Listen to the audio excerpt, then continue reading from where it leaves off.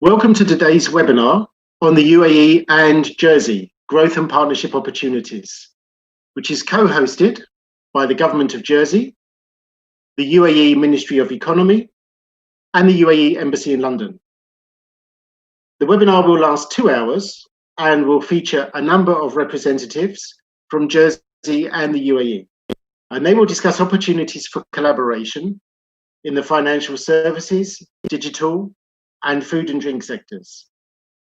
Senator Ian Gorst, Jersey's Minister for External Relations, will shortly say a few words of introduction, and he will be followed by His Excellency Mansoor Abulhoul, the UAE Ambassador to the UK, who will give an overview of the UAE's economy and the opportunities for Jersey businesses there.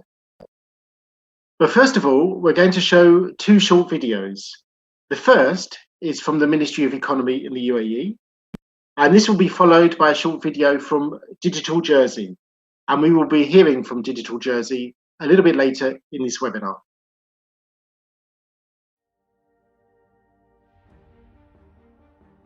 ينصب التركيز الأساسي لوزارة الاقتصاد على إنشاء اقتصاد عالمي متنوع قائم على المعرفة والإبداع، وتعتزم الوزارة وضع سياسات تهدف إلى زيادة الناتج المحلي ودعم النمو التجاري داخل الدولة. وتنقسم خدمات الوزارة إلى القطاعات التالية، ألا وهي السياسات الاقتصادية والتجارة الخارجية والشؤون التجارية وخدمات الدعم والملكيات الفكرية. وهم مسؤولون عن توفير بيئة اقتصادية تعنى بالأعمال التي تشجع التنمية السياحية وتشجع تنمية الناتج وتدعم مساعي المجتمعات المتعاونة. وتحافظ الوزارة على هذه البيئة المزدهرة من خلال تقديم خدمات مثل تجديد الرخص التجارية وتسجيل الأعمال الفكرية والعلامات التجارية. تمثل الاستدامة الاجتماعية والبيئية والابتكار والقدرة التنافسية بعض القيم الأساسية التي تشكل الدوافع الأساسية لعمل الوزارة. تلعب الوزارة دورا مهما على المستوى الوطني والدولي في تعزيز سمعة اقتصاد الدولة. ومن أجل بناء اقتصاد معرفي تنافسي، تعمل الوزارة باستمرار على تطوير سياسات تستند إلى أفضل الممارسات العالمية.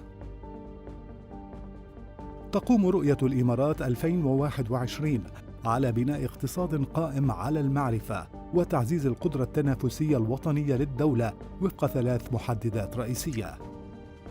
أولاً، تشجيع مشاركة القوى العاملة الوطنية من خلال ربط التعليم باحتياجات السوق في القطاعات ذات القيمة العالية.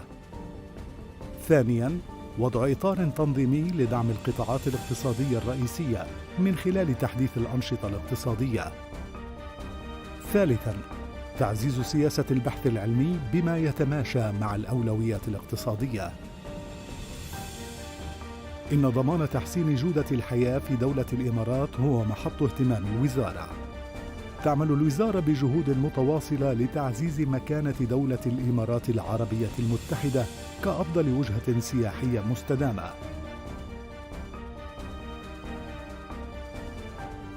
الوزارة تحرص على تقديم خدمات وفق أفضل الممارسات العالمية، ونجحت في تحقيق تحول ذكي بنسبة 90% من خدماتها، كما أطلقت العديد من المشاريع المساهمة في بناء اقتصاد قائم على المعرفة.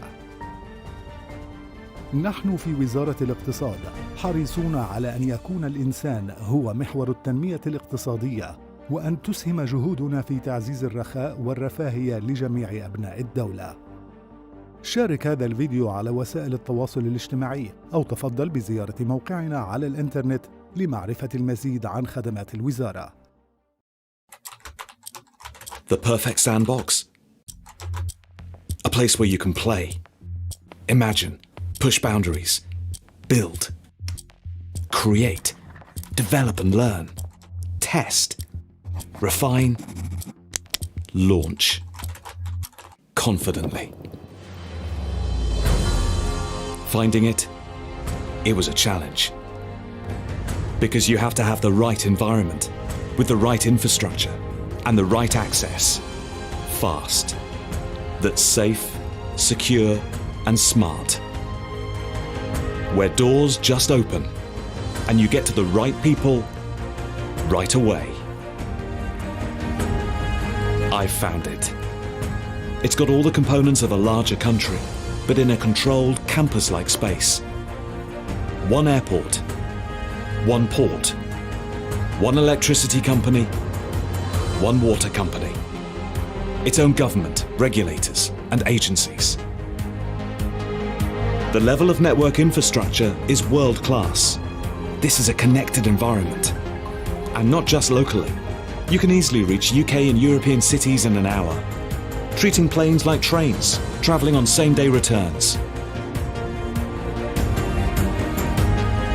It's an international finance centre, a business hub with a robust regulatory setting. Many multi-jurisdictional companies have their headquarters here. They're adopting digital innovations, and Fintech is thriving.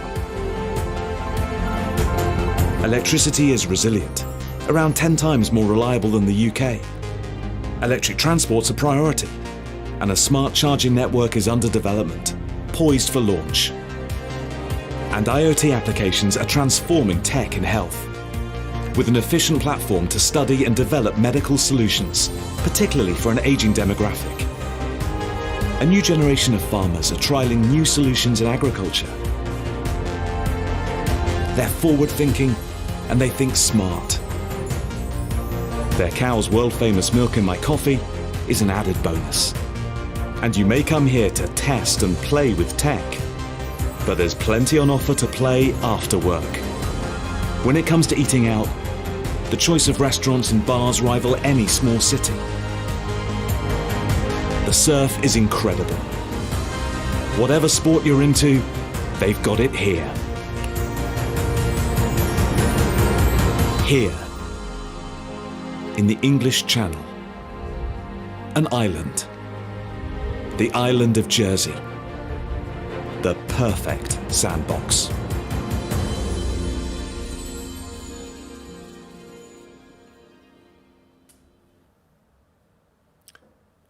Good morning, and I'm really delighted to welcome Your Excellency to your virtual visit to Jersey this morning. Little did I think all those months ago in Dubai when I initially invited you that it would, rather than be in person, it would be with the use of technology and virtually. And we, of course, all know in both of our communities why that is the case. As we re-emerge from COVID lockdown, and we think not only about our citizens' health, but we move and think about their jobs and their well-being, and we start to learn together to live with COVID a different life from the one that we lived before. Like the UAE, Jersey is an island of entrepreneurs, innovators, and traders, and we are proud of our history, our heritage, and our culture. But we also, in the words of Dubai Expo, are keen to create the future, and we share this affinity with the UAE. We are proud of being one of the world's most respected and well-regulated international finance centres, and 26 Jersey companies currently use both the Abu Dhabi Global Markets and Dubai International Finance Centre as their hubs for growing their business across the region. And we will be hearing shortly from representatives of those two bodies. We will, of course, be hearing from our very own Joe Monahan, the CEO of Jersey Finance. And perhaps I should say this, Your Excellency, before he does.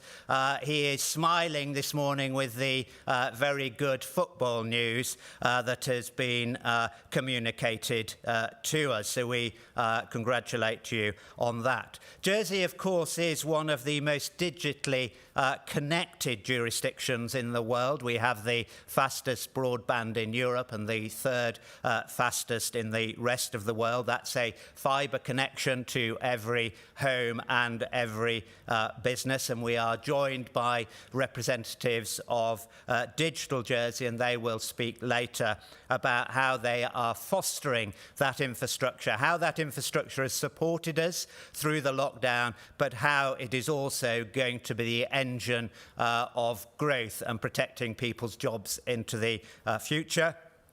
We're delighted to be joined by the CEO of Dubai Blockchain Centre, and we will be talking, of course, about collaboration there in the fintech sector. Jersey is also known for our high-quality food products. The Jersey Royal potatoes, which can be bought in supermarkets in the UK and around the world. Of course, we in Jersey just walk along the road and buy them from an honesty box. We'll also be talking about the Jersey dairy products, which are renowned for quality and, again, are sold around the world. And the CEO of Jersey Business will be talking about opportunities there where we can continue to work together. We're pleased to be joined by the UAE Food and Beverage Business representative from Dubai Chamber, and we think that there are great opportunities to collaborate in that sector as well. Jersey's relationship, of course, with the UAE goes back to 2001, when Jersey Finance set up their first office promoting international financial services there. And I've been privileged, as you know, Your Excellency, to visit UAE on a number of occasions. Perhaps the most memorable was in 2016, where we signed the double taxation agreement with the Minister of Finance. And I'm pleased that that has led to a growing relationship. And we look forward to hopefully signing a bilateral investment treaty later this year. And that will be the very first one of those treaties that Jersey has signed with any partner around the globe, and it is fitting, I think, that we do so with the UAE. Jersey has, of course, a small but active group of citizens in the UAE, transacting business there, supporting Jersey businesses, but also working in the wider UAE economy. And I'm pleased that they have come together and created Jersey in the UAE diaspora group, and I think that that is going to also be an important channel for building relationships into the future. There are a number of participants here in Jersey and in the UAE taking part in this webinar this morning, and I think that demonstrates the real strength of the relationships. 12 companies have, over the last few weeks alone, signed on to a new business-to-business matchmaking service, which has been set up in partnership with the UAE Embassy in London and the Ministry of Economy. And that is to develop relationships that will show real benefit for trade and for the citizens both here in Jersey, promotion and protection of jobs, as well as in the UAE.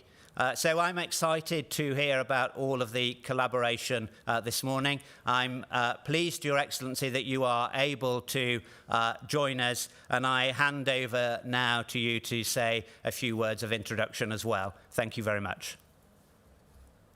Thank you very much, Senator Gorst, for your excellent opening remarks. It is a great privilege to be talking to you this morning. I'm only sad not to be with you in person.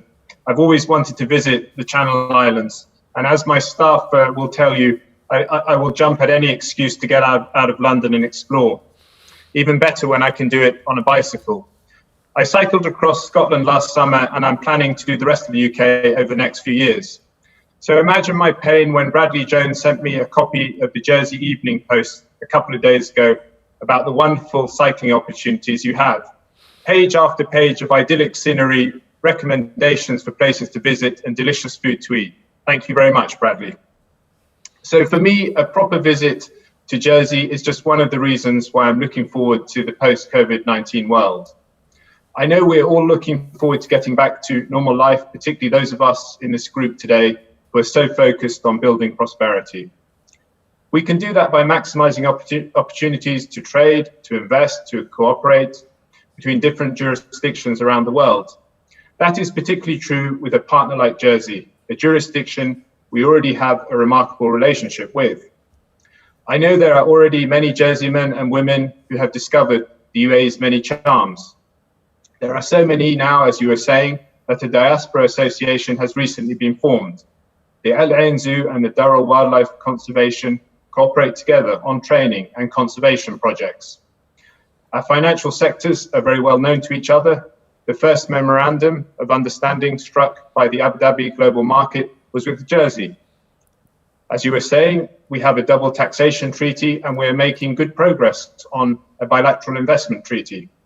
Jersey potatoes, oysters and dairy products are available in our supermarkets, restaurants in the UAE, although I'm sure there's a lot more room for more. We want to build on these partnerships in the months ahead, particularly as the world moves from crisis to recovery.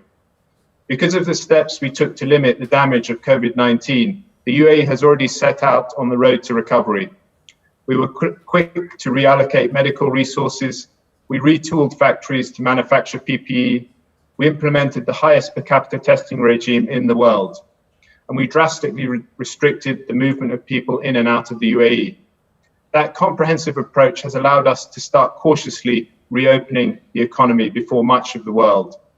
Our malls, hotels and offices have been open for weeks now, albeit with reduced capacity and extremely strict hygiene regimes.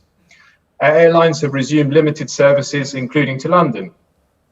Few things epitomize the innovation of our aviation sector like the recent experiment by Emirates, which tested an entire flight of passengers for COVID-19 as they waited to board at the gate.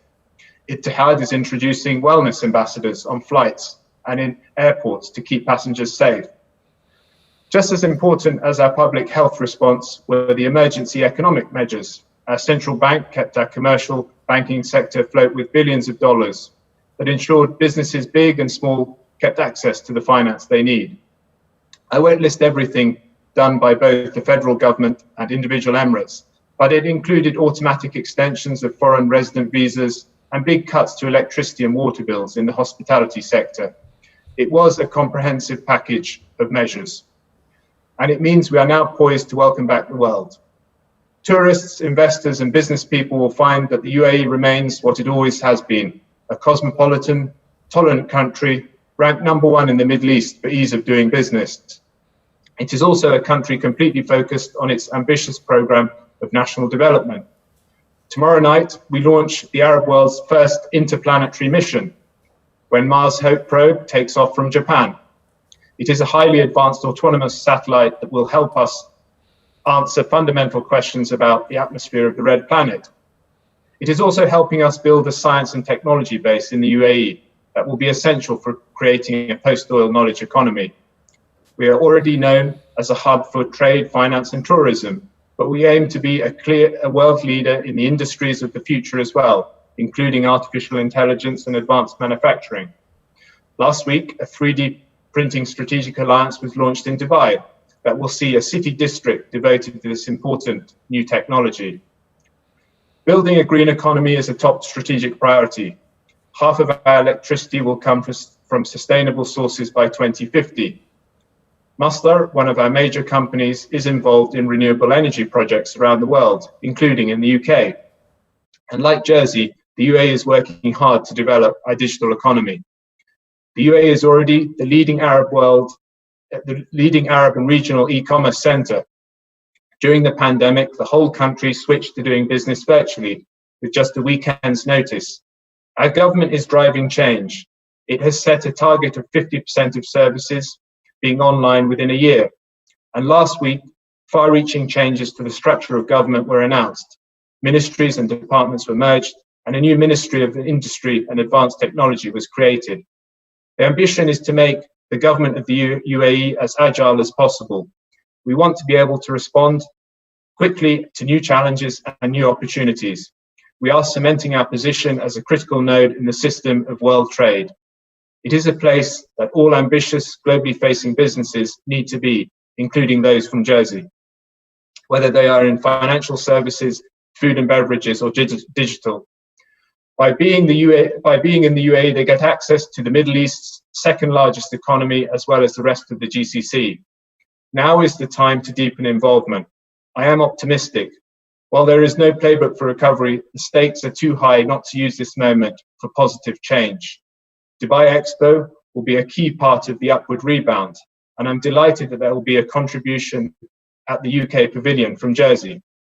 Now scheduled to run for 6 months from October next year, Expo will be even more important for having been delayed.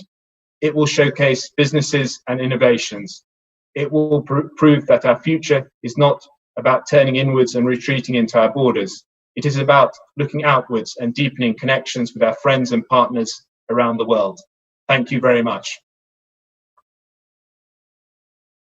Thank you, Your Excellency, for that really comprehensive overview of the UAE's economic rebound. I'm sure all of our listeners and businesses in Jersey that are participating in today's webinar will have found that very useful. We're now going to begin our session on financial services. And we have 3 speakers today. Joe Moynihan, the CEO of Jersey Finance, Arif Amiri, the CEO of Dubai International Finance Center, and Richard Teng, the CEO of Abu Dhabi Global Markets. They will each outline the work of their respective organizations, and this will be followed by a brief discussion between the 3 speakers on the opportunities for further partnerships in the financial services sector between Jersey and the UAE. We're going to begin with an overview of Jersey's financial services sector and the role of Jersey Finance by CEO Joe Moynihan. Your Excellencies, distinguished guests, Assalamu alaikum. It gives me great pleasure to welcome you to the financial services section of today's event.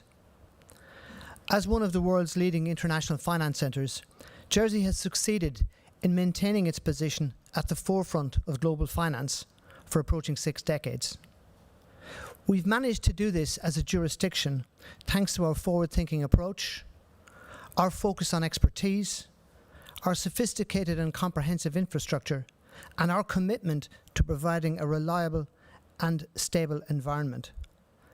That proposition enables Jersey to support and enable businesses, governments, individuals and families to protect their capital and make global investments securely and efficiently.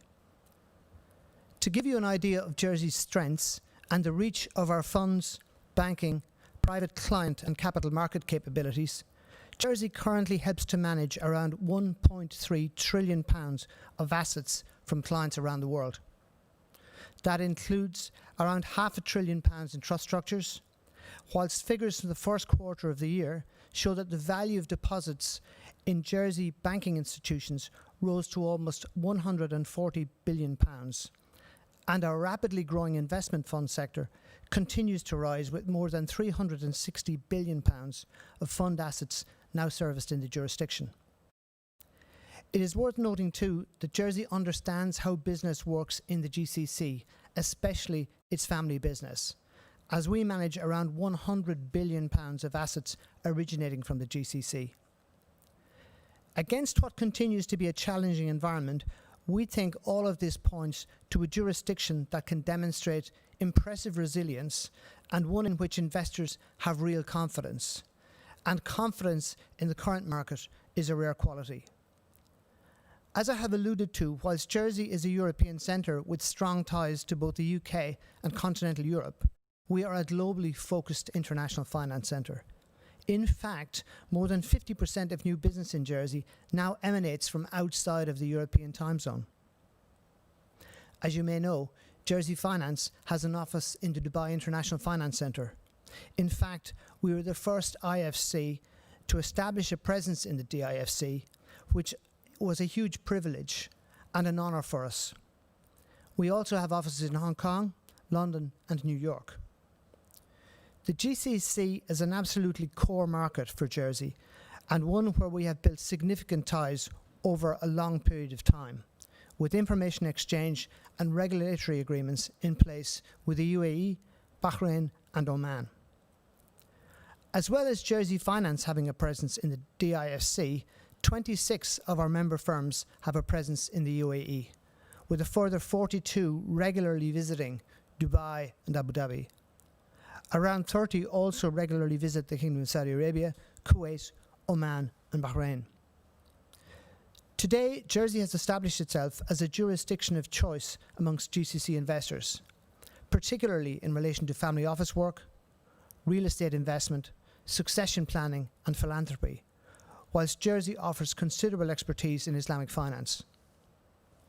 In recent years, this has diversified further into alternative investments and corporate activity, as well as impact and ESG investment, which combined with technological developments resonates with the next generation of millennials who are making more and more business decisions regarding GCC corporate and family wealth management. And of course, very recently, Jersey has taken proactive steps to support clients in the region in quite unprecedented circumstances to ensure that we maintain a business as usual approach. Providing digital, secure, remote services, for example, supported by Jersey's high-speed fibre broadband, the third fastest broadband in the world, has been really well received in a market we know values service quality and reliability. We're continuing to invest our resources in the region. In 2019, Jersey Finance expanded our team in the region and their outreach programme. So to conclude, the UAE is clearly a focus for Jersey's finance industry, and we're continuing to build on our long-standing relationship with the GCC to support high-quality investment from and into the region. We strongly believe that our ability to offer stability, certainty, high levels of governance, robust structures, and superior service will position Jersey strongly as a partner jurisdiction for UAE investors and families in the years to come. Thank you very much for listening. I would now like to hand over to His Excellency Arif Amiri, CEO of the DIFC. Joe, thank you so much for the kind introduction. Thank you, Your Excellencies, for hosting us today. I'm really delighted to be here with you guys today. The theme of the session is quite an interesting one for us. It's an optimistic one that showcases and highlights and provides a sense of optimism. And we really do share the same sense of optimism here in Dubai and the DIFC. And maybe I should shed a bit of light on that sense of optimism. Today, the DIFC actually covers the region. And by the region, we're not talking only about the Gulf states, but in fact, we're talking about the wider region of the Middle East, Africa, and South Asia. An economic engine of north of $7 trillion. Within the same economy, we actually have access towards 6 trillion of private wealth and 6 trillion of sovereign wealth within the region we actually cover. So that provides an extreme sense of optimism. We also see that our region is actually growing 3 times faster than the developed economy for the past 20 years. That has been also stimulated by the per annum growth of about 7% in the financial sector industry, which happens as well out of the IFC, which further stimulates its economic activity. So how does that relate to the UAE and Dubai specifically? Well, we believe we're the choice platform in terms of accessing the wider regional opportunities. And there are 3 main reasons for that. One is the ease of doing business. If we look at Dubai, Dubai has ranked number 1 in the MENA region when it comes to ease of doing business. And that's why it's no surprise that we see about 70% of the Fortune 500 companies actually decide and choose Dubai to set up the regional offices from. You see global financial institutions as well as regional institutions that decide to use the DIFC as their international platform or the regional platform to access these opportunities. Secondly, the Dubai and the UAE, they're very much known to be a provider of infrastructure and logistical solutions, which really provides a flow of trade and investments through the UAE and through the Dubai. That's why we see the non-oil trade within Dubai for 2019 exceeded 1.4 trillion dirhams, roughly just around $300 billion. And that really positioned the IFC in the forefront in terms of intercepting these opportunities. And maybe I could shed a bit of light to that. Our economic activity within the center itself exceeds exceeds about 2.5 trillion dirhams, which is about 700 billion US dollars. And that's really facilitated and brought forward by the financial institutions that are actually based here, from the region and beyond, of course. And that trickles down to an increasing number of balance sheet, asset management, and fund management within the center itself. And we see that the activity that we see within the center itself is actually mirrored by the level of opportunities that are there within the wider region itself. We talked about the ease of doing the business. We talked about the forward-looking regulations, and the choice of why the IFC remains to be the top priority choice for our investors as well as our client base is that we keep on innovating, and innovation comes from regulations. The way we've actually put forward our laws and regulations. For example, we issued the first pension scheme in the UAE and within the region that defines an equal contribution from the employers and the employees within the center itself. We also launched the first comprehensive money and payment management regulation that is based out of the IFC. And in fact, our ITL within the center itself received a huge number of applications in there, which is a reflection of the appetite and the growth opportunities within the region itself. Today, within the center, we actually have over 200 MOUs that are actually flagged there. And one of them is actually with a regulator within Jersey itself that was struck in 2006, and which is one of the long-standing MOUs that we have with the regulator here. And of course, Joe, like you mentioned, the Jersey Finance is actually based within the DIFC, and we're so proud to have you guys with us. Now, looking into the future, the DIFC in Dubai has actually invested quite a bit. Fintech is an element that we really believe that will set the way forward when it comes to the vision of the center. So we've launched our Fintech fund within the last 2 years, and we deploy it to ensure that stimulates this new industry to actually take shape in Dubai and connects. We've actually launched the first Fintech accelerator within the region that houses north of 200 Fintech startup and regional as well as global names within Dubai and the center itself. So it's one of the largest single representation in the wider region as well. And of course, the academy that brings thought leadership to the subject of future of finance as well. But we believe that the future of finance is much more inclusive than Fintech itself.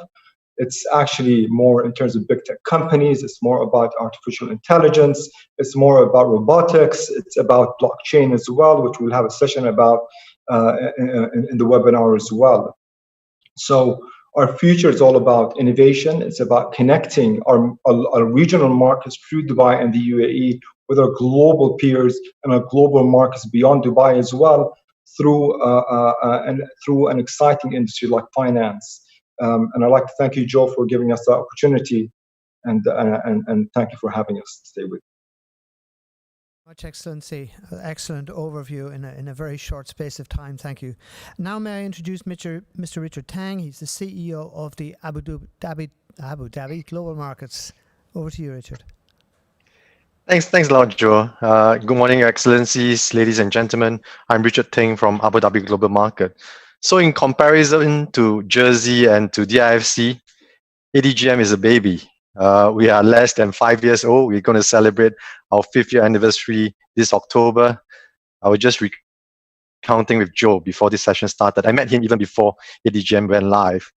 But I think we started off in the position of disadvantage of not having brand recognition, no track record, no regulatory MOUs, no financial institutions in ADGM when we first started.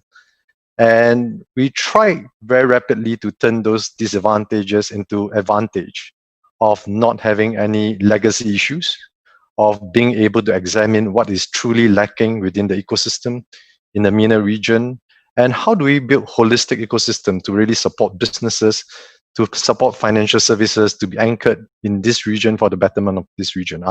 Arif has mentioned is an extremely important region. I'll talk about that slightly later. But this and Jersey, Joe has mentioned the amount of funds that's extracted from the region and managed elsewhere, right? So this is a region that is excellent for fundraising, but it has not really developed into a premium destination for asset management and listings. It's a region that's 3 of the largest commercial airlines in the world, but very little aviation financing is conducted from the region, at least when we first started 5 years ago, when we did an environmental scan. So we went about in a very conscientious and deliberate fashion to plug those gaps and to find out where those shortcomings are. And I'm very pleased within a short span of less than 5 years, in each of the last 4 years, we have been voted as the top international financial center for the Middle East and Africa region by global investor publication of Euromoney. We've been voted the top IFC in EMEA by Capital Finance International for each of the last 2 years. We have the fastest growing asset management hub. COVID has impacted many centers globally, and some centers have seen outflow. We have seen huge inflow in the last couple of months for various reasons, because in my view, our rules and regulations are one of the most innovative and progressive in the world. Just last month alone, I approved 7 asset managers to be set up in ADGM. I have another 10 applications waiting to be approved this month. So you can see the huge uptake of activities and surge in terms of interest coming our way. We have the largest offering of digital licenses available, if not in the region, then globally, from digital payment to digital asset management, to digital banking, to digital securities offering, and digital asset exchanges.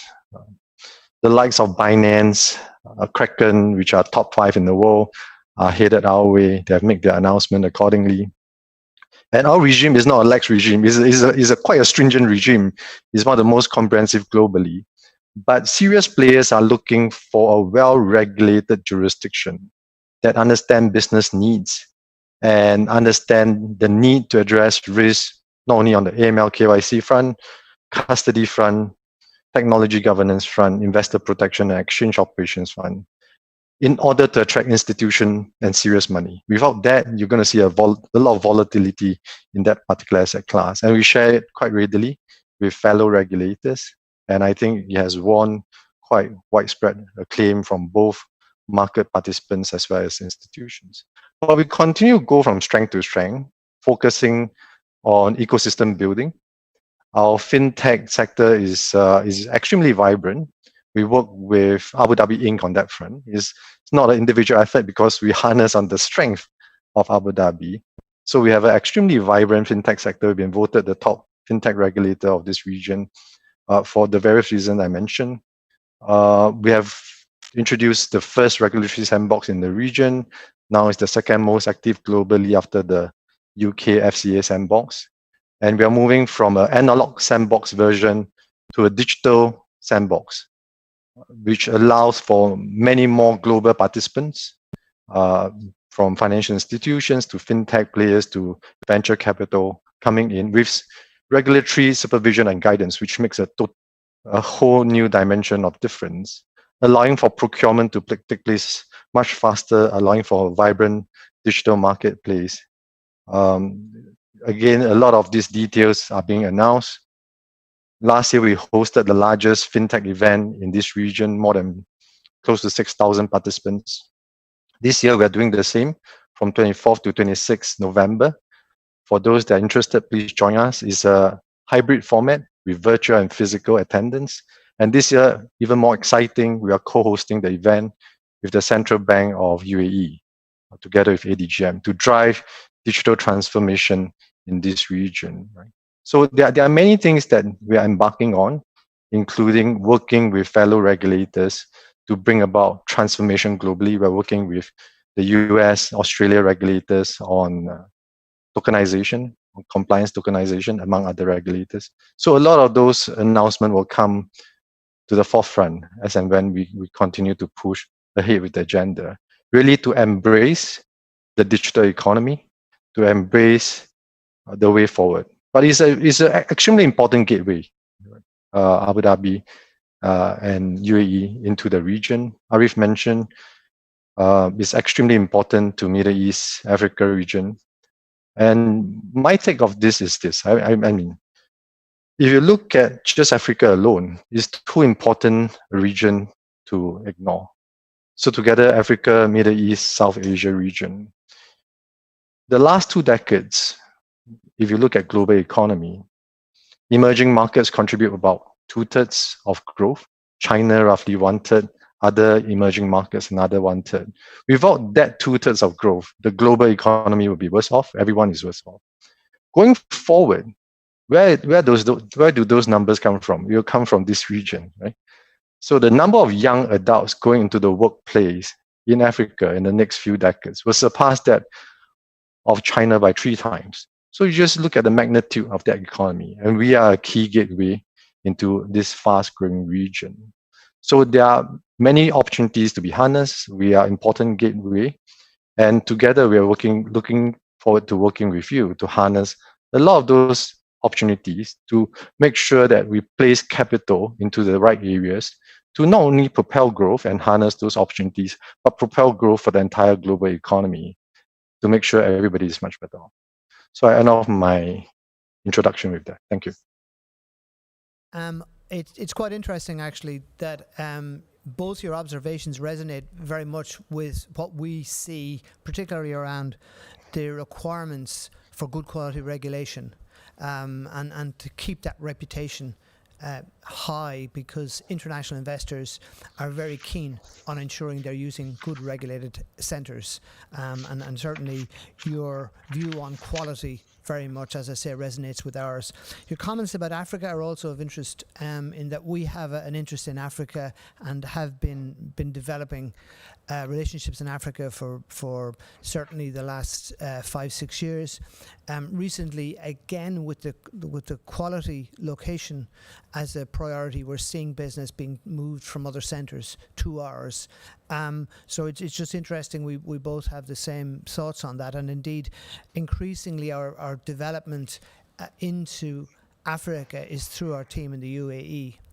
I have a couple of questions that have come from our member firms, and maybe if I give this one to Arif first, why should Jersey financial firms consider the UAE as a location for their GCC regional offices?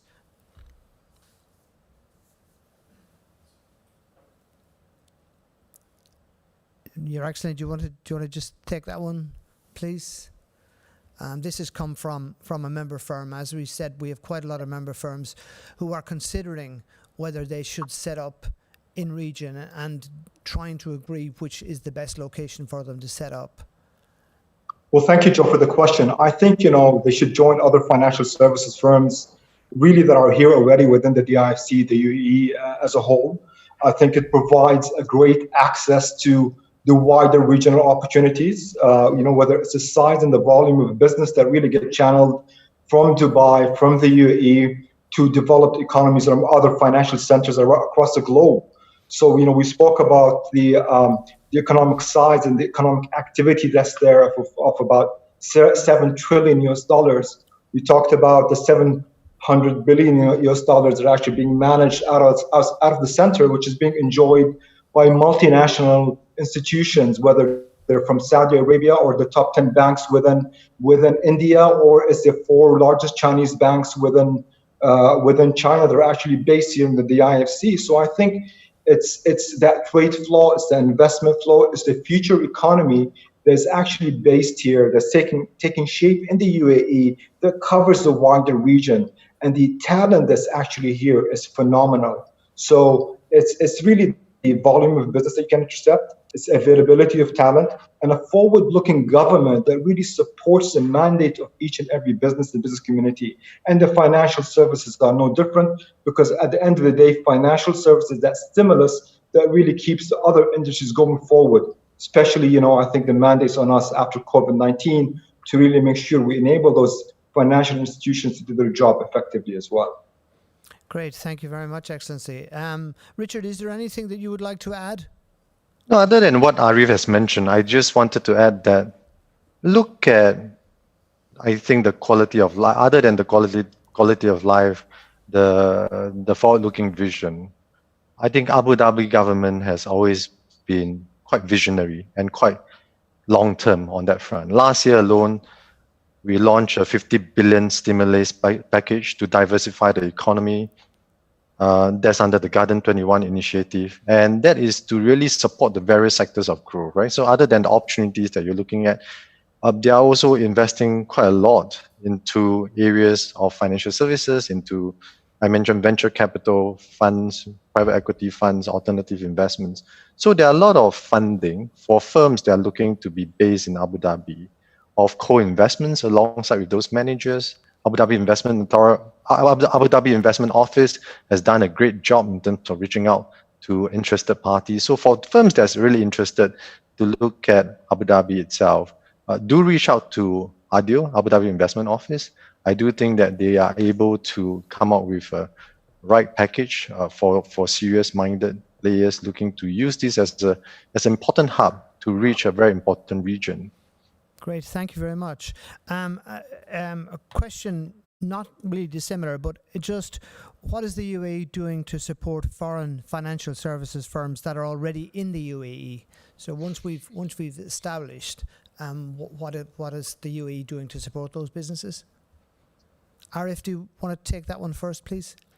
Yeah, absolutely. I think it's many factors. I think the government of the government of Dubai has actually set a platform that enables institutions to actually, conduct their business as they go forward, and ensure that Richard Tang spoke about, the stimulus packages that were there to ensure, the industry and the businesses within the UAE, within the Emirates itself are actually doing quite well and thrive after the post-COVID era.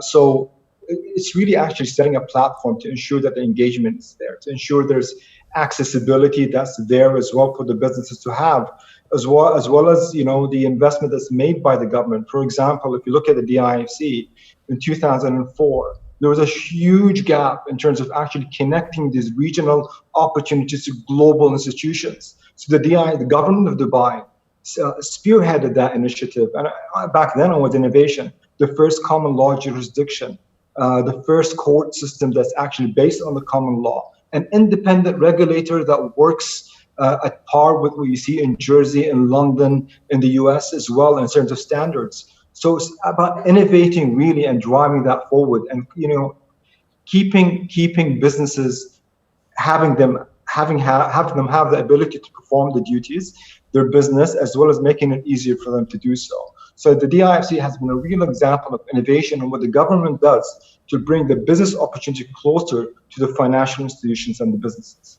And now today we see a lot of good examples of similar institutions being replicated within the region, within neighboring economies, which we're so proud of. Great, thank you very much. Richard, is there anything you would like to add? No, I think just there's a short-term dimension to it and a longer-term dimension.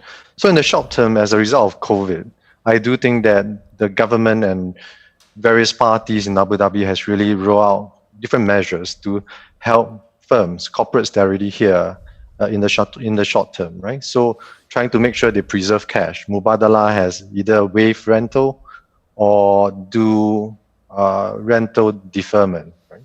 For technology firms and fintech firms in Hub 71, which is our tech ecosystem in Abu Dhabi global market, it has gone as far as helping to offset some of the housing costs of staff for those firms.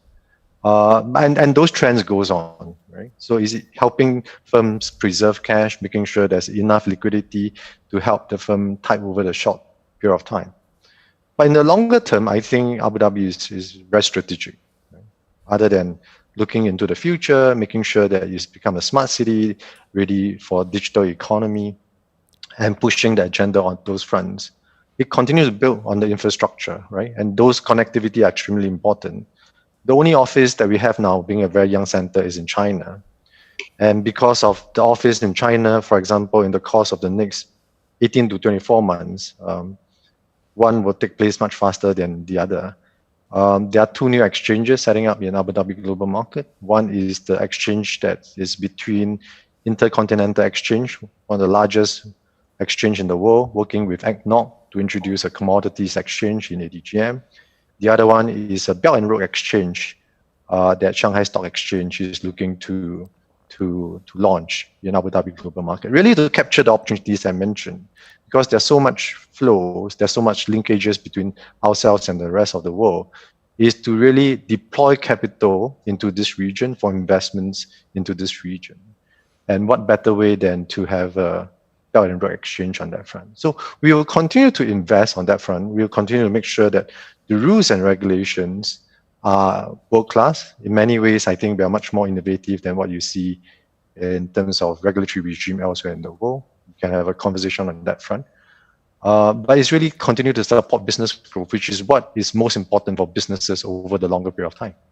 Great, thank you very much. And the final question really is just almost where we take it from here. We're coming into, I suppose, a different environment now, post-COVID, if we are post-COVID. But where are the potential opportunities for ADGM, DIFC and Jersey to collaborate more perhaps into the future and support each other a little bit more into the future? Arif, could you take that one first, please? Absolutely. From my perspective, Joe, I think there is so much we can do. From one financial center to another. We talked about exchanging best practices. We talk about our ITLs or our sandboxes, whether monologue or digital. I think the sense of collaboration and the sense of sharing best practices and information exchange is, the straightforward answer you get. But there are a lot of synergies, we between this region as well as Jersey and other global financial center as well. And whether it was in the asset management domain, whether it was in the banking or capital markets domain, insurance and reinsurance, there is so much opportunity there for us to actually pursue. We spoke about, the future economy and the future of finance. I mean, that's a subject point that we should not ignore. We're so eager in developing that mandate here in the UAE, and we would like to push that forward. We spoke about ethical finance. For us, a lot of us compare ethical finance to sustainable finance, to Sharia finance as well. So, having the largest sukuk market exchange globally, being based in Dubai, I'm sure there are synergies there that we can explore and see how we can actually work together in terms of listing and mutual beneficial relationships there. Our accelerators, it was initiated through a partnership with, Accenture. And today, I'm proud to say that during COVID times, we received over 600 applications. In fact, our number of registration during COVID time, I know this is a bit off topic, but we're one of our highest ever. Q2 2020 was stronger than Q2 2019. And that came through collaboration. Startup Bootcamp again, our incubation program. So collaboration across all these streams, whether it's sustainability, whether it's the future of finance, whether it's through conventional finance, is something that we need to work together on. Great, thank you very much. Richard? I think we need to continue to work together to continue to push ahead with the narrative of global trade, global investments. Globalization is important because it's a win-win proposition for majority of the world. We need to guard against the narrative of protectionism. And on that front, I do think that there are so many areas for collaboration, from asset management to insurance to fintech, which we are collaborating with many global regulators now. And we're happy to look at ways to collaborate with Jersey to drive the agenda. Because it's only through collaboration that you enlarge marketplace, you enlarge product offerings, you provide more choices for customers, and you create much more vibrant market economy and marketplace. So I do think that together we have to continue to drive the agenda of globalization, global investment, and global trade. Thank you very much. That brings us to the conclusion of the financial services sector. I should like to thank our two very distinguished guests, His Excellency Arif Amiri from the DIFC and Mr. Richard Tang from ADGM. Gentlemen, thank you very much for your input. Thank you very much for your openness and for your answers to some potentially tricky questions. I'll hand it back now to the moderator. Thank you very much indeed. Thank you. Thank you, Joe. And thank you to the Arif and Richard as well. That was a really insightful discussion on financial services and the opportunities for future collaboration. In addition to Jersey's global reputation as an international finance centre, the island is also developing rapidly as an island of digital entrepreneurs. And we will now take a look at opportunities for collaboration in the digital sector. And we have three speakers with us today who will take us through the next segment. Tony Moretta, the CEO of Digital Jersey, Jessica Osman, who leads in Digital Jersey on business development for the fintech sector, and Dr. Marwan Al-Zahrouni, the CEO of the Dubai Blockchain Center. We will begin with Tony Moretta, who will give us an overview of Jersey's strengths as a digital island and the role of Digital Jersey in supporting this. Good morning and good afternoon, depending on where you're watching. Welcome to the Digital Jersey Exchange, one of the many facilities we run here in Jersey that I will talk about shortly. I'm going to talk to you today about Digital Jersey, the island, the organisation, and our growing economic sector. And you've heard a lot about finance, and our digital sector has big ambitions. We want, like our sister economic sector, to punch above our weight around the world. And we've got some very strong foundations already to build on. You've already heard Senator Gorst talk about our world-leading internet infrastructure. We have 100% gigabit fibre to the premises, which recently we were able, throughout the COVID and the lockdown and remote working experience, to increase everyone's broadband connection to 1 gigabit each way, which was a great support during difficult times. But it's not just the fibre infrastructure, it's not just the fact that we have that fibre that supports us being the third fastest country in the world for average internet speeds. We have 3 separate 4G networks. We're also testing 5G with a number of our operators here. And we also have world-leading Internet of Things networks that I'll come and talk about later on. We also were the birthplace of e-commerce here in Europe, with the founding of WorldPay, Play.com, etc. And my colleague will talk a bit more about our current and future fintech developments.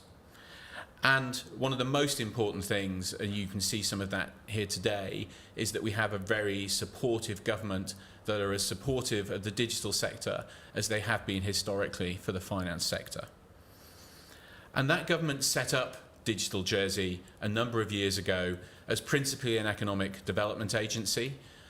We are arm's length from government.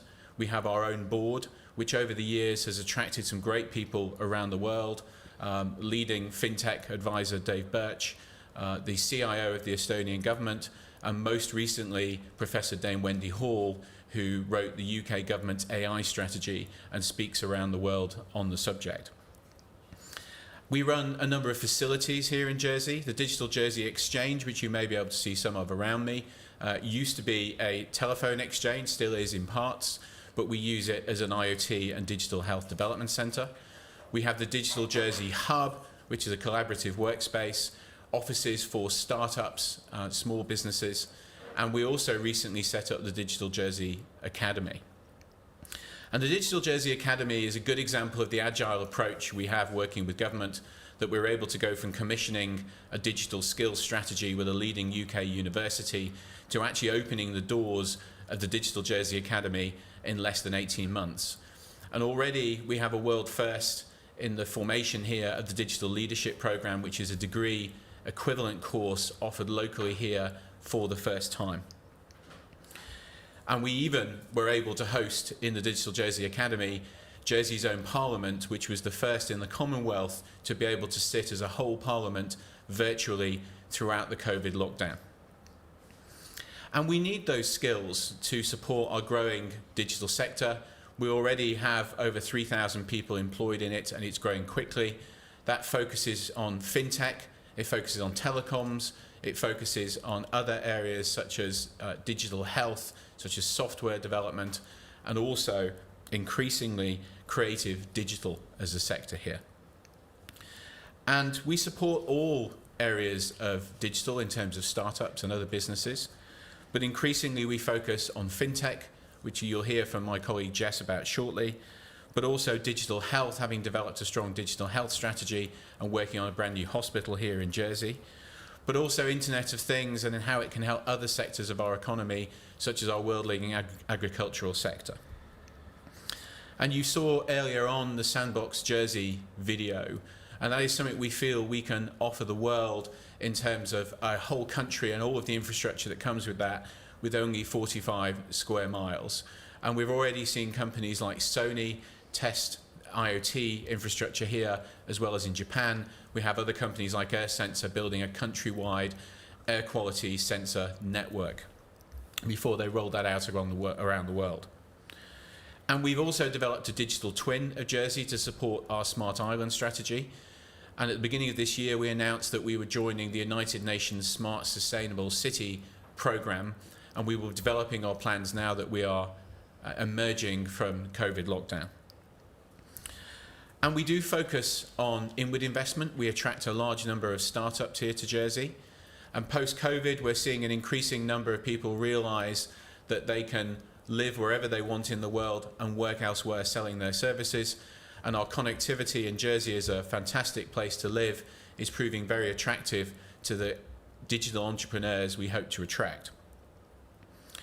We also focus on exporting a lot of software from companies we have here in Jersey. They focus on the finance industry outside of Jersey as well as inside of Jersey. We supply software to the medical centres around Europe and around the world increasingly. And turning to post-COVID recovery, I've talked a little bit about it.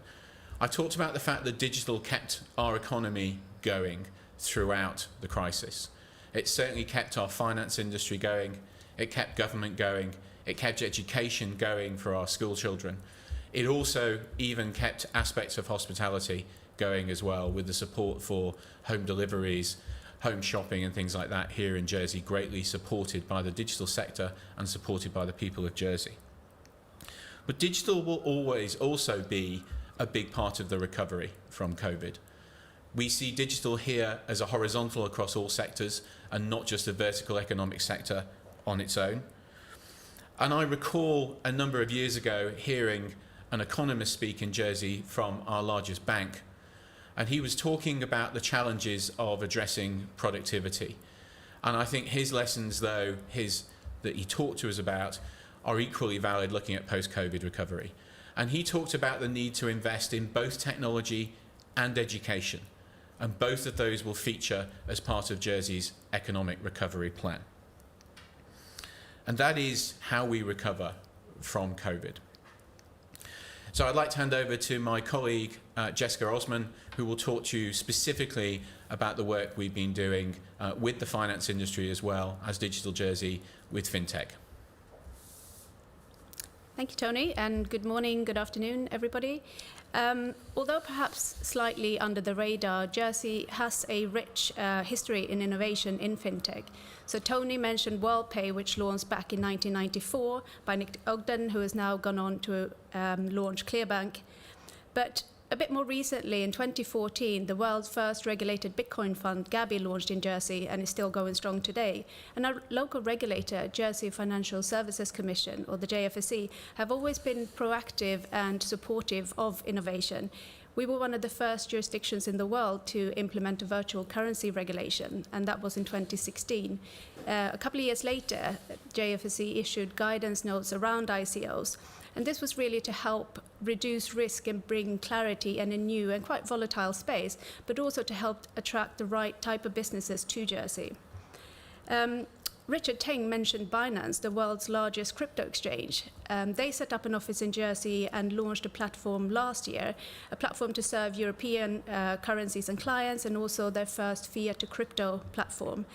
And even more recently, last month, a venture called Comeno, which is a partnership between Nomura, CoinShares, and Ledger, set up a custody solution for a range of digital assets. and is an institutionally compliant platform.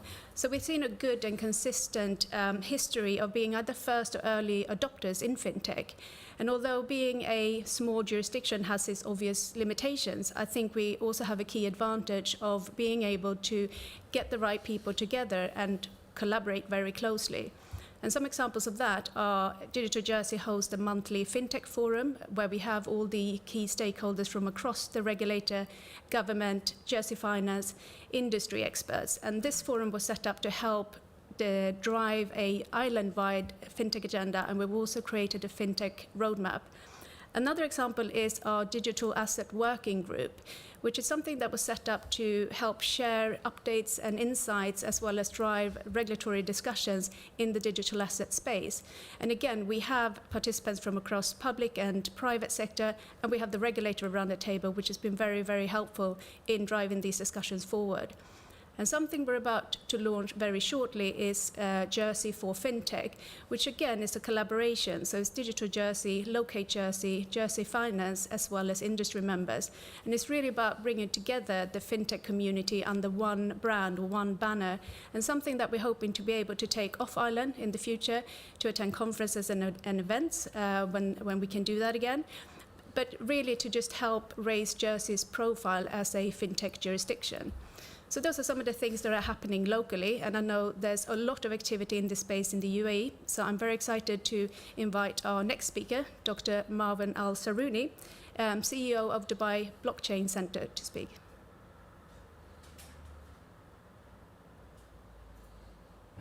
Thank you for having me. My name is Dr. Marwan Al-Sarouni. Thank you again for the opportunity.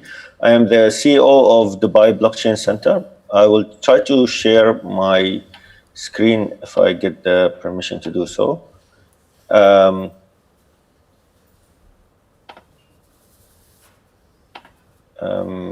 If not, I can start nevertheless. Okay, so I'm going to talk about some blockchain insights from the UAE and where the opportunities are and what we do as Dubai Blockchain Center in this space.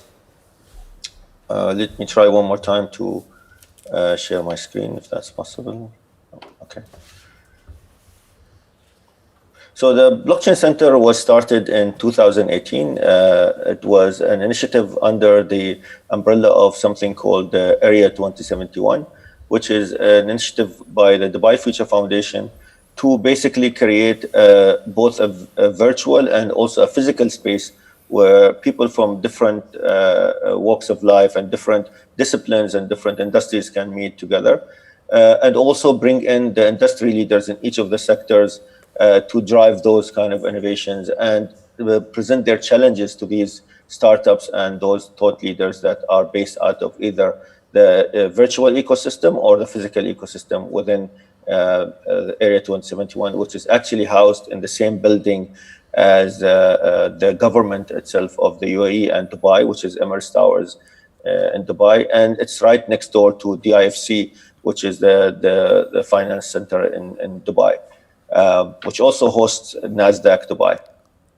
So one of the things that we did very differently when we looked at other blockchain centers from all over the world is we wanted to start not only building the ecosystem, but what we started with were foundations. So we started with a whole year, even before we started the blockchain center, of doing classes around the technology itself, not focusing on cryptocurrency to start. We started only on blockchain technology. Then we started going into blockchain ecosystems, and then we partnered with Smart Dubai to start doing some pilots, as well as then we started doing cryptocurrency classes. And what we started teaching people is not in the traditional way, but rather, I think we can do the presentation. Can everyone see my presentation?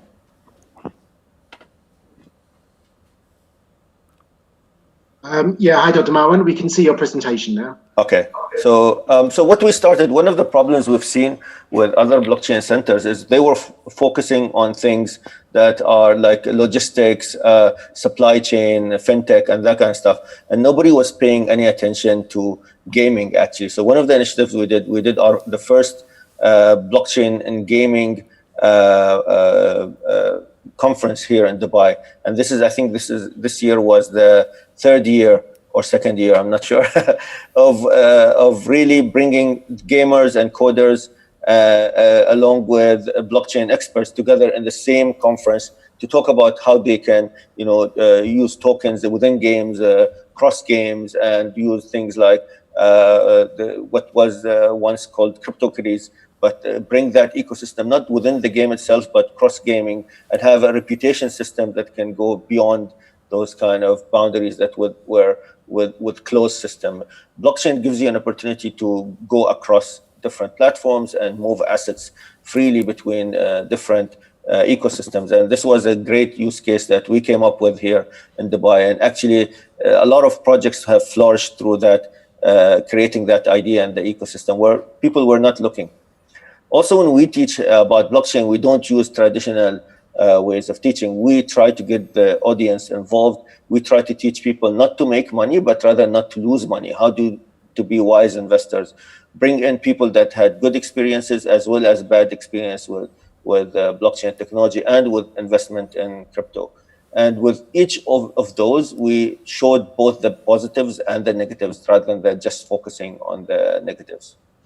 The leadership in Dubai and in the UAE has seen the potential for blockchain technology, and therefore have set the standards to be the first in the world to be fully powered by blockchain for all the applicable use cases.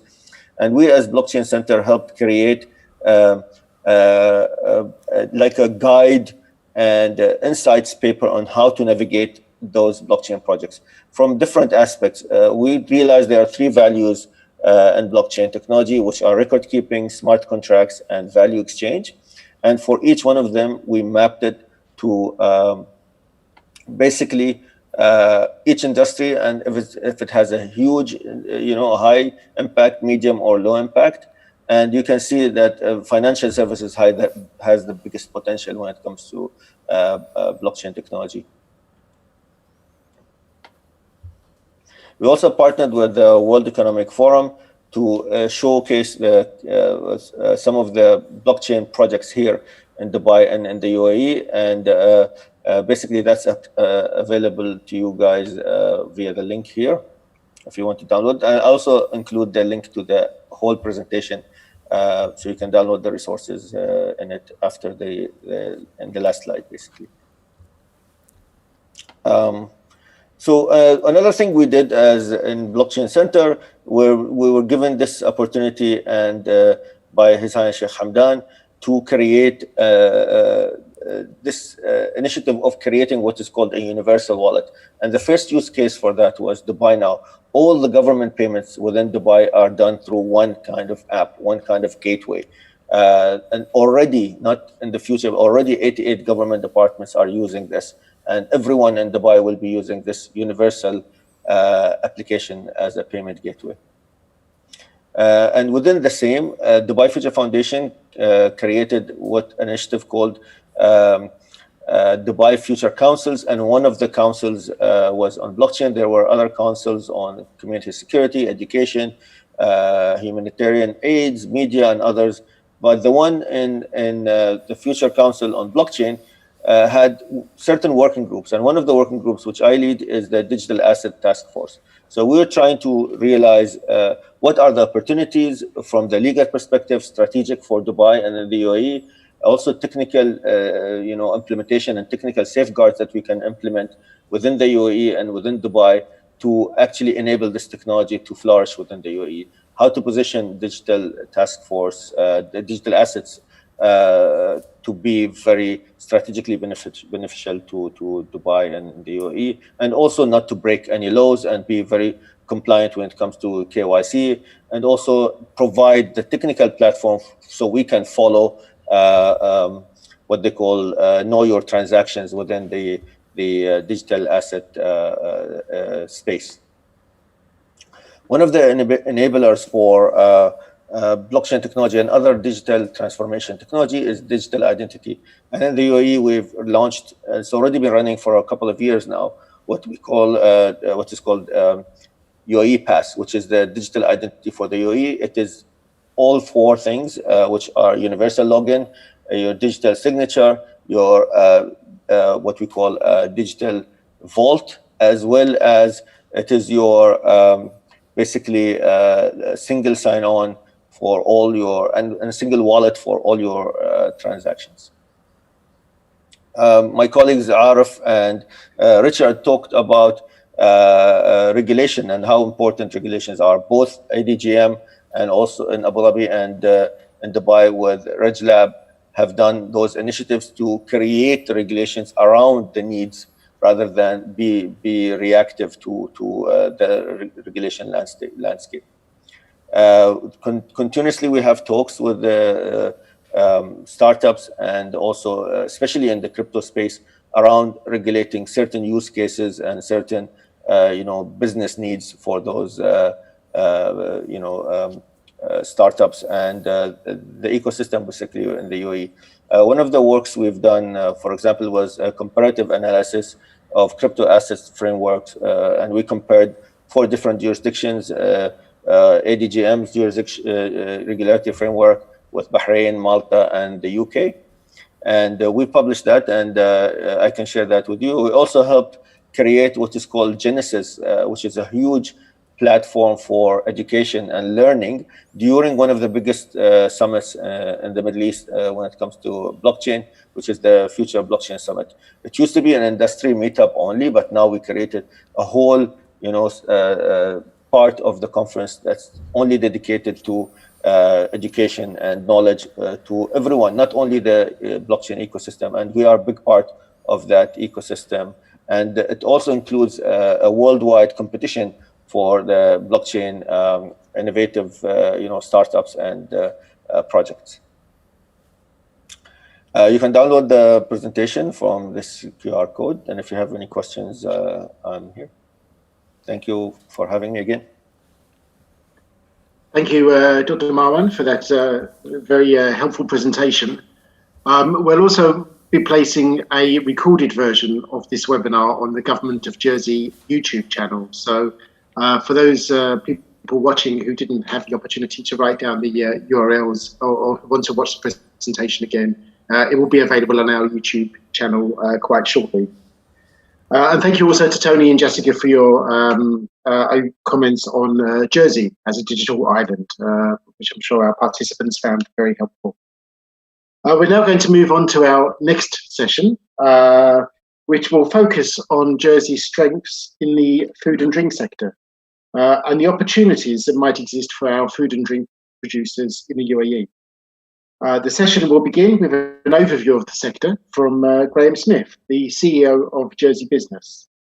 And then Graham will be followed by Salah Abdullah, the chairman of the Food and Manufacturing Group Dubai Chamber. So first of all, I'll hand over to Graham. Thank you. Thank you and good morning, or good afternoon, obviously in the UAE. As Brad mentioned, I'm going to talk a little bit about Jersey Business and what we do, particularly in the context of food and drink. And as we move close to lunchtime, I think it's a good time in terms of Jersey food and drink to discuss that. At Jersey Business, our role is to support local business growth and improve productivity across all sectors of our economy. We provide one-to-one direct support with a team of experienced business advisors, as well as one-to-many services through our business programs, online learning tools, and events to help share best practice. As you would have expected, we've been very much on the front line throughout the COVID-19 crisis, helping businesses through the initial impact, and more latterly as we slowly come out of lockdown. We've also worked very closely with government to identify, develop, and then deliver a range of support services such as the co-funded payroll and the loan guarantee scheme. As we now move from crisis to recovery mode, we continue to work directly with businesses, but also crucially ensuring we have additional programs to reflect the new challenges and opportunities, and that's an important point in terms of the opportunities here a post-COVID-19 world will require. In that regard, export will play a key role, hence why building relationships such as we have with the UAE is so important. Clearly, there is a very well-established trading link between Jersey and the UAE across financial services, as we heard from Joe and colleagues earlier. Focusing today on food and drink, whilst not on the same scale, Jersey already has some iconic and high-value exports. For example, the famous Jersey cow, which the Minister mentioned earlier, is one of the world's greatest historic exports. The key reason is the fact that the milk contains more protein and calcium levels than most other breeds and has high production yields. Today, the Jersey cow can be found across the world, as the Jersey cow adapts well to the various climates and environments, and unlike many breeds originating in the temperate climates such as Northern Europe, these cows can tolerate heat very well. The cows here on Jersey, as you would expect, are the finest pure breed, with a direct recorded lineage back to 1763. The Jersey Dairy Company, owned by our dairy farmers, produces a range of products for our domestic market. However, importantly, nearly 30% now of our revenue comes from exports, exporting premium quality UHT milk, butter, ice cream to areas such as the UK, Hong Kong, China, Japan, South Korea, and indeed the UAE. In addition to the direct products of Jersey Dairy, our milk is also used by a number of new innovative businesses, such as Sleepwell, as an example, a wonderful drink which, as you might guess, is the perfect late evening drink that, of course, is extremely healthy. And as you wake up the following morning and take that walk through the beautiful Jersey countryside, if our fields are not full of Jersey cows munching on the luscious green grass, you will most likely see our Jersey Royal new potatoes nearly ready to be harvested. Jersey Royal potatoes are our largest export crop, with an export value of more than £40 million. Most of the crop goes to the UK, however, we're keen to find new markets for this excellent product. This iconic product has a rich history dating back over 140 years and importantly has protected designation of origin, recognising it as a unique product. They are the first early British potato with a short 12-week season. The Jersey Royal Company, one of the main producers, have also just recently been awarded Leaf Demonstration Farm status, and in fact the whole island of Jersey is now Leaf accredited, the first in the world to achieve this, showing how seriously our farmers take environmental concerns. In addition to our wonderful fields and of course beaches, we also have some of the purest and cleanest waters with some of the largest tidal flows in the world. This means we have some of the very best shellfish in the world. For example, the Jersey Oyster Company is our largest oyster farmers, and they grow more than 1,000 tonnes, which is more oysters than England, Scotland and Wales put together. Jersey is also the first in the world to achieve the ASC certification for sustainably farmed shellfish, again showing our commitment to environmental concerns. That's really important in terms of what our products are. Currently, most of the oysters go to France, but increasingly are going to other markets in the UK and many top London restaurants. In addition to oysters, we also have amazing lobster and crab successfully exported to France, Spain, Italy and Portugal.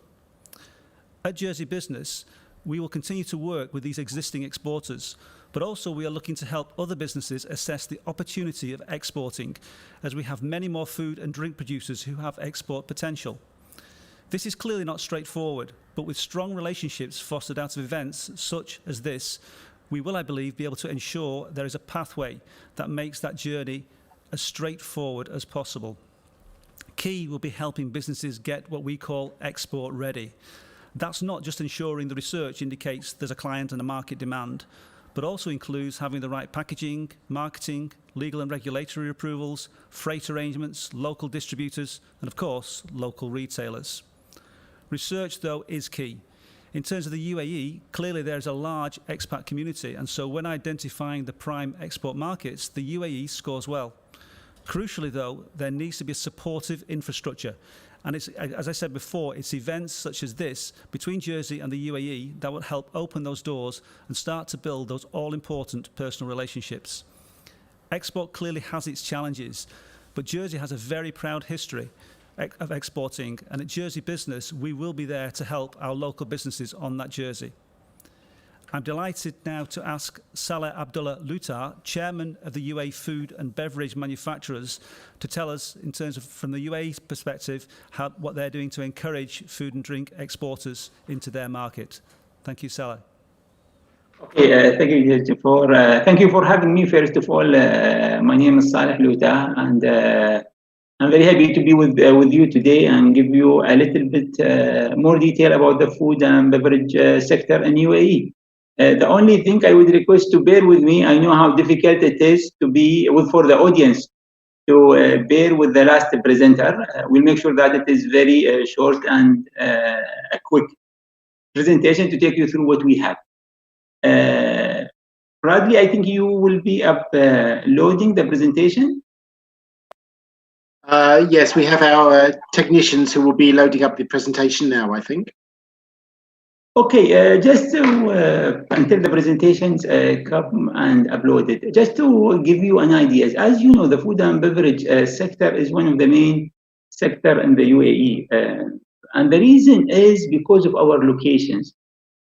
UAE and Dubai specifically looked at as a hub for the food sector in the whole regions.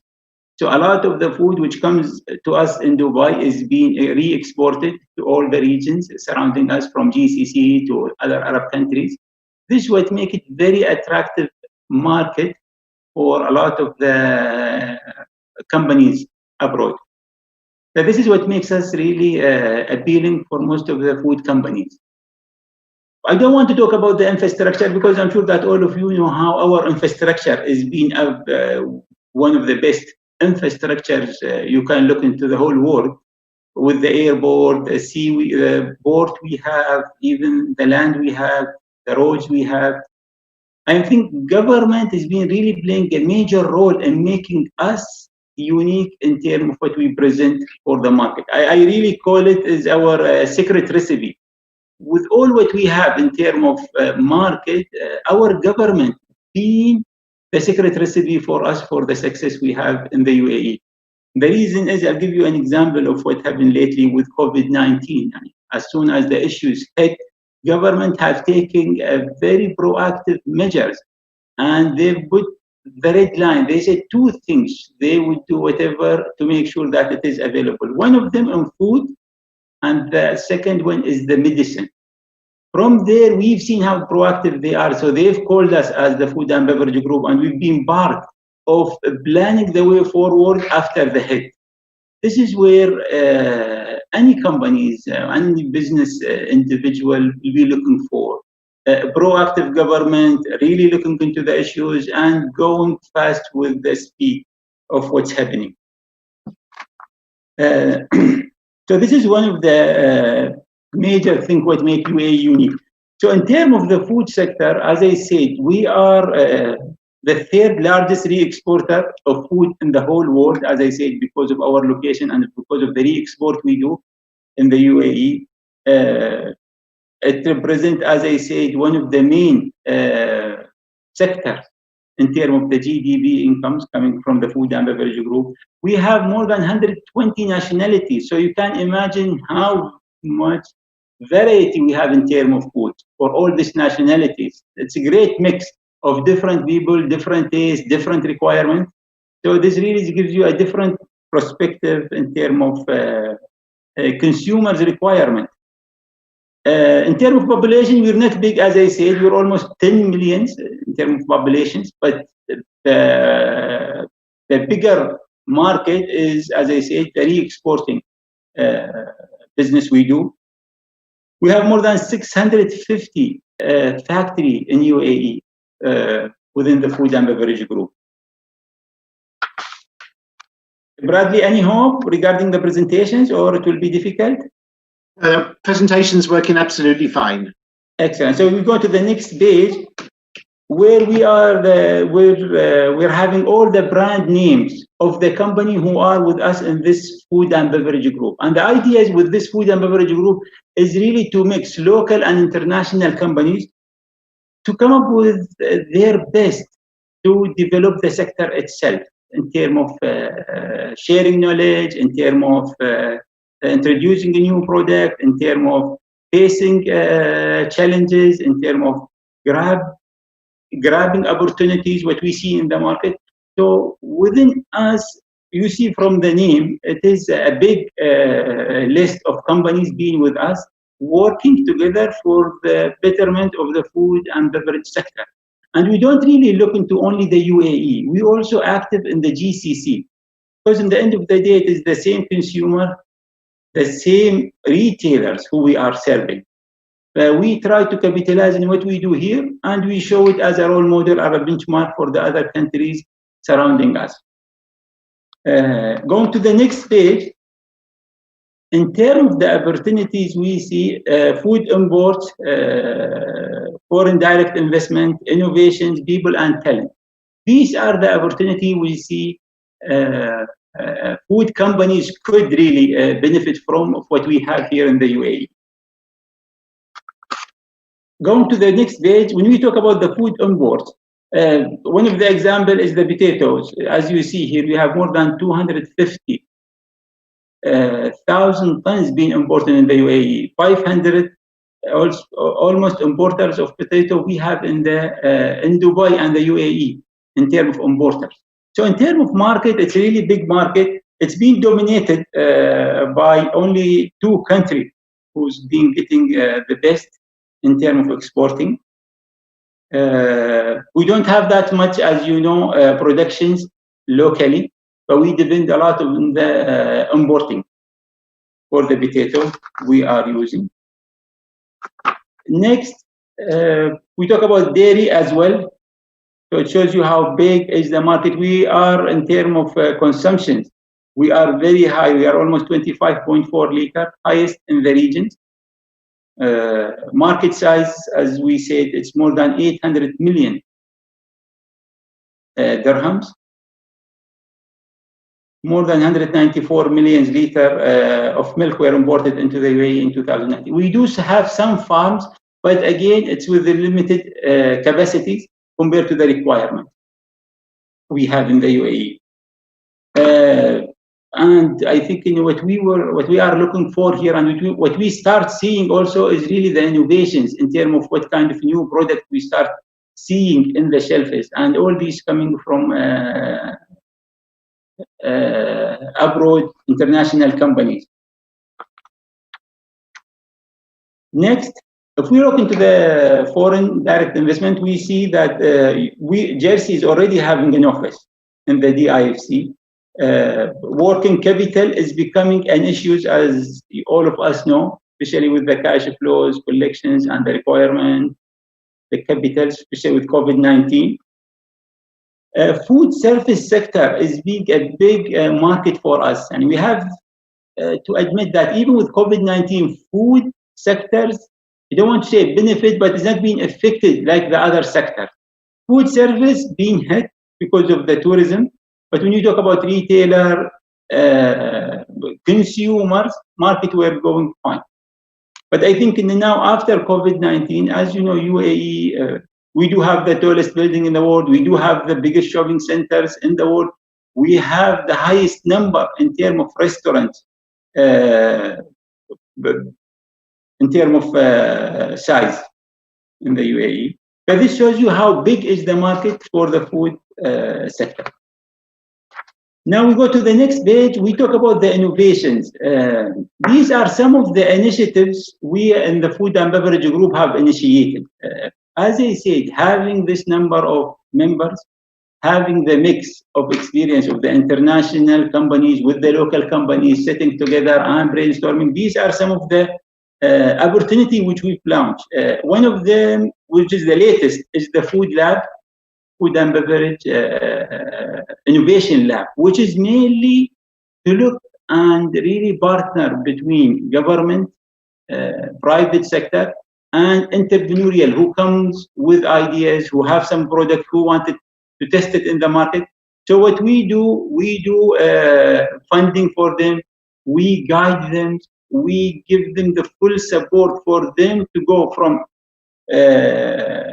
establishing to make sure that their product is being accepted by the authorities, to make sure that they are getting the maximum training for them to be able to sustain and really excel when they go to the market.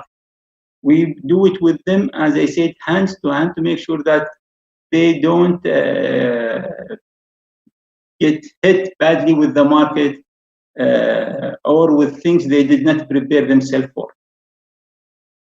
The UAE food platform is something which we feel now with the shift going on, going digitally, and I think with COVID-19 it really speed the process of us digitalizing all our activities.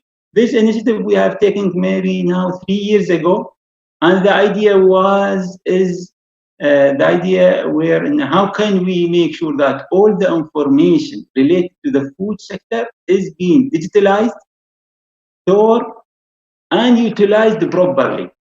And one of the main initiatives being taken by the government after COVID-19 was the crisis committee with COVID-19. So they've created committees to make sure that, as I said, these two red lines is not crossed regarding food and medicine. And the first question they ask us after calling all the stakeholders, from authorities to retailers to wholesalers, manufacturers, and importer, and to make sure that they can really address the issues of the food. So the first question was, is the food available is enough for us for the coming 3 months? Because it wasn't very clear for us with COVID-19 how it will go, and regarding the limitation we had with the logistics from abroad. So they asked us one difficult question, I would say. How much do we have in UAE?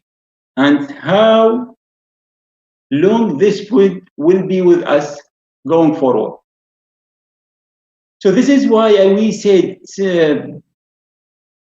before 3 years that having this information digitally available will make the answer very easy for us. But as I said, because once we worked earlier, the idea was how can we really make sure that all the stakeholders in the value chain having a full transparency from the farm to the fork regarding the food, where is it, who have it, and how can we make sure that we utilize it properly. The last one is the food loss and wastage, which is very important for all of us, as you know, especially with COVID-19. We are known in this region by the amount of food going waste in terms of usage or in terms of really not utilizing it properly, especially in special period of the year. But we wanted to make sure that from manufacturer to the retailer to the wholesaler, all of them are aware of what do they really need in terms of quantities. They should not just load the trucks, because in the end of the day, you will be either selling it under cost or under promotion just to liquidate the product.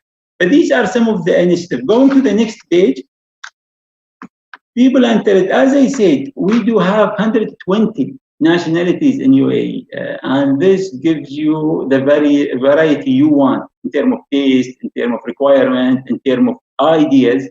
We're really blessed with this mix in the UAE. Before the last page, if you can go to our food and beverage manufacturing group, what we see ourselves responsible of is really making sure that we are giving all the stakeholders the right information on the right time they need it. So what do we do in terms of activities? We facilitate between the regulators and the private sector in terms of regulations, in terms of opportunities, in terms of challenges, and in terms of how can we really make the UAE the ideal place for business in the food sector.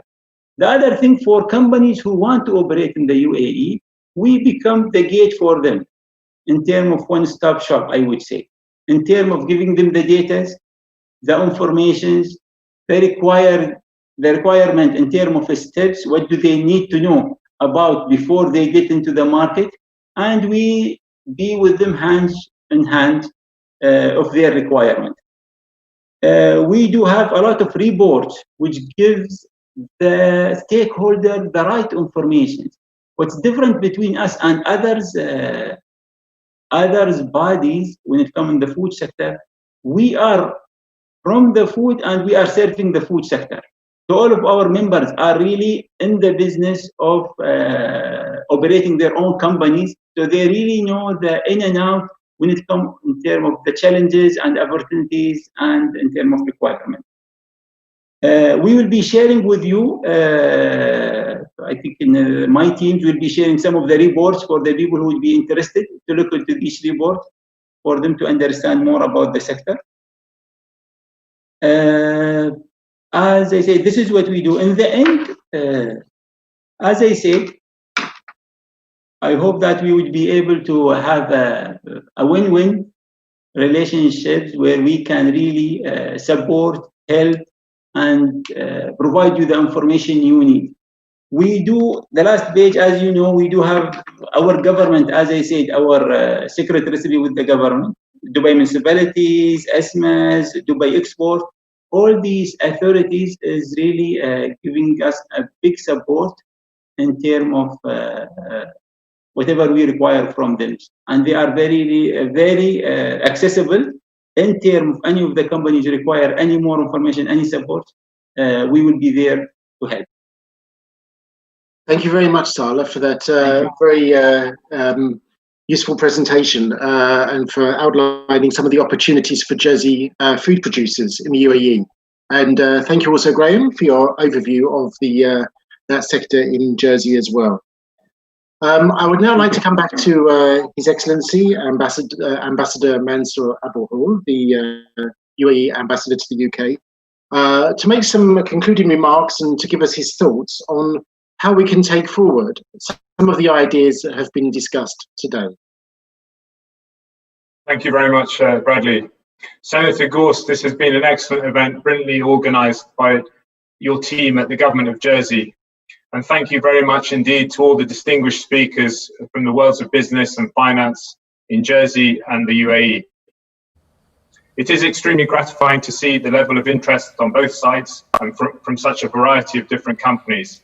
I think we're all going to go away with plenty of ideas about how we can deepen all aspects of the relationship between the UAE and Jersey. Thank you all very much. Thank you, Your Excellency. And now I'd just like to hand over to Senator Ian Gorst to make some closing remarks. Thank you, Your Excellency, and may I reiterate your view that this has been a productive and insightful discussion, and I also am extremely grateful to all of those who have taken part this morning or this afternoon. We will, as you say, be bringing together those interested in building on the ideas that have been discussed and talked about today. There's also, of course, been those following not only the webinar but also on social media who have themselves made suggestions around innovations that we could perhaps develop together for mutual benefit. So we've spoken today about international financial services. We've spoken about digital and fintech and blockchain. We've spoken about the food and beverage operations in both communities. You reminded us, Your Excellency, about the conservation partnership that we also have. I know that a number of islanders are looking forward to being able to resume their holidays of rest and relaxation in the UAE when it is appropriate. And of course, we've spoken about the people-to-people relationships, which of course are at the heart of any country-to-country relationship, perhaps best embodied by Peter Hellier on the Jersey side. COVID-19 has, of course, presented challenges to every country and island around the world. But I am pleased that today has shown that those relationships which are built on those people-to-people relationships, as the relationship between Jersey and the UAE is, will and can continue to stand the test of time, whatever crisis or international events throw at us. And so I'm extremely pleased that we are continuing to build on that relationship, keeping our citizens safe, as we said at the start, but ensuring that they have jobs and opportunities into the future. You, Your Excellency, have been a great friend to Jersey since you were appointed as ambassador last year. And as I said, this is the very first virtual visit of any ambassador or high commissioner to Jersey, and I'm very grateful that you have found time for this virtual visit. Normally, after having a morning of work like this, we would be inviting you out to lunch to enjoy some of those food and beverage offerings and to see firsthand some of the financial service companies and all of those good things, to visit the digital exchange here in St. Brolard's as well. That, of course, is not possible, but we really do look forward to your visit in person later in the year. And Bradley, of course, has sent you that brochure of cycling opportunities. I think that probably means, Your Excellency, I'm going to have to inflate the puncture on my bicycle in time for your real visit to Jersey. Of course, tomorrow is a historic day for you in the UAE, and you mentioned it in your opening remarks. At 9:51 Jersey time, the UAE Mars probe will be launched from Japan for its 7-month journey to the Red Planet. And may I and may we here in Jersey wish you every success in that mission as you seek to build the future. And I hope that the result of today will mean that we continue to build that future together. So I thank everyone who has been watching, either on the webinar or via YouTube. I thank all of our partner organisations here in Jersey, all of your partner organisations in the UAE. I thank all of my officials who have done the hard work and made this possible. And of course, on a virtual visit, I must remember to thank all of the techies who have worked hard over the last number of days, and despite hiccups on our side yesterday, they have made this a great success, and we look forward to doing more into the future. Thank you very much indeed, everyone who's taken part. Thank you. A recorded version of the webinar will be placed on the Government of Jersey YouTube site, and we will be contacting every company that has participated today to ask them for feedback and to identify how we can support them going forwards. My email address is currently on the closing slide of this webinar, so please feel free to email me, and I will make sure that I signpost you to the right agencies that can support you in engaging in winning some of the opportunities in the UAE. So thanks to everybody for dialing in and watching today's webinar, and thanks once again to Senator Ian Gorst and His Excellency Mansoor Abulhoul, and all of our guest speakers today for this very productive and interesting webinar. Thank you very much.